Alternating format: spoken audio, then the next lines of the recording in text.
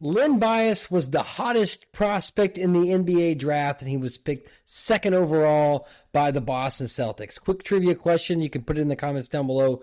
Do you know who was picked number one overall in the 1986 NBA draft? Now, in this draft, you had guys like Chuck Person, you had Kenny Walker, and you had Steph Curry's dad, Dell. Bias was considered better than all of them. He was a can't-miss prospect.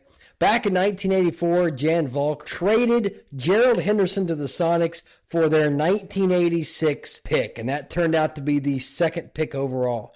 Now, why was this such a big deal? Well, the Celtics were just coming off of one of the greatest seasons in their team's history. Now, that's saying a lot when you're talking about the Boston Celtics. The 86 team won the NBA championship with a playoff record of 15-3 and finished the season with 67 wins. Bias would have the ability to sit behind Larry Bird and Kevin McHale before being asked to carry the team. And then tragedy struck. In just 2 days after the draft, Bias died of an overdose after doing cocaine on the University of Maryland campus. The NBA lost one of its top prospects that day.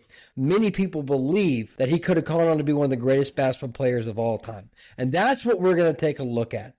If Len Bias was able to play a complete NBA career, had no issues with drugs in the league, and didn't suffer any major injuries, what might that career look like? Tried to be conservative on this one and not map out this perfect career. I tried to take everything that happened from 87 till about 2003 when Bias would have turned 40 and see what would be the likely outcome. And guys, I had this video recorded, but I read an article that absolutely changed everything. I'm going to put the link to the article in the description. Larry Bird stated that if Len Bias had been alive and playing for the Celtics, he would have retired in 1988. And the reason he gave was that he was already having serious issues with his ankles. He was having back injuries. In fact, in the original history, Bird only played in about 9 games of that 88 season. So if Bias was in the lineup, he said he would have shut that down.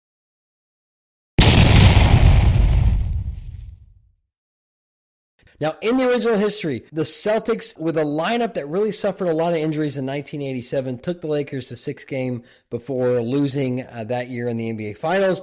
And then the Pistons, the bad boy Pistons, would come in and win 3 straight Eastern Conference championships, and they won 2 NBA titles from that. They were kind of that team in between the 2 Eastern Conference dynasties of the Celtics and the Bulls. Bias would have definitely impacted that. He makes a big enough difference in 87 that the Celtics either lose in 7 or win it outright.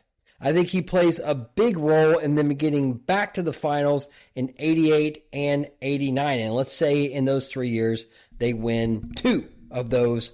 But I'll tell you who's not there, Detroit Pistons. Now, the Pistons might take the Celtics in 1990. They may not. And then they would probably end up going on and beat the Blazers anyway. But at best, they are a one-and-done team. At worst, they don't even make it to the finals, which actually would be a shame because that 30 for 30 documentary they did on was pretty good.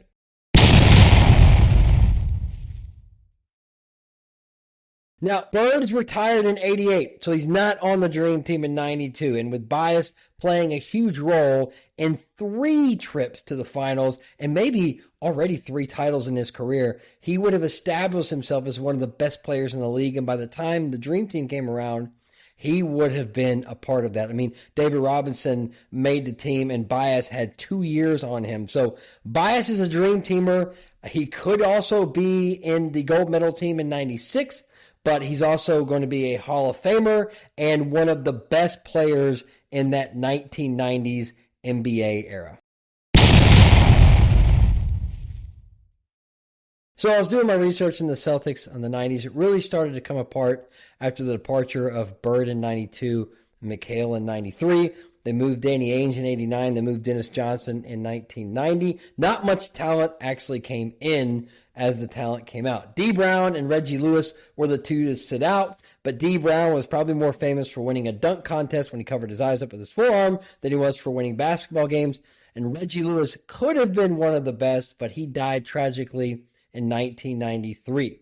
The biggest difference that Len Bias is going to make here in this new history is that he keeps them competitive. Maybe a trip to the Eastern Conference Finals in 92 with Reggie Lewis, but they're not going to stop Jordan and the Bulls, and it is going to get worse before it gets better. Now, in 1995, the Bulls were looking for their Horace Grant of the second three-peat, and they ended up trading Will Perdue, who would essentially back up David Robinson for 4 years, for the Worm, Dennis Rodman. Now, Rodman already had a bad reputation in the league, and Phil Jackson actually had to approve the trade before Jerry Krause did it. Now, I know Bias partied, but Rodman was on a whole other level than just partying. Bias probably would have matured at this point, but either way, I don't think he would be as bad as Rodman. In fact, he actually would bring more to the table than Dennis Rodman. He had a nice little mid-range jumper. He could score inside. He could rebound. Rodman would be a better defender, probably a better rebounder. But other than that,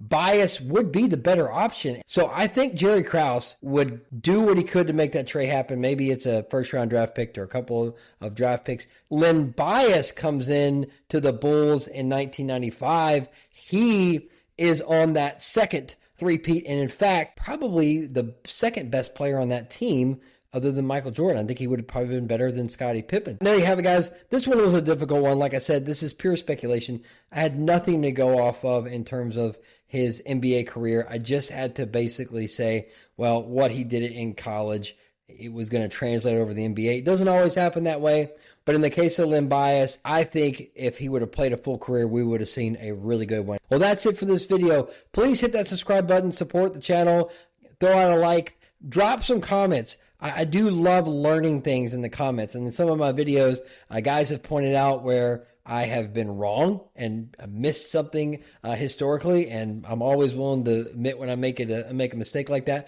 but I also love learning from those mistakes as well.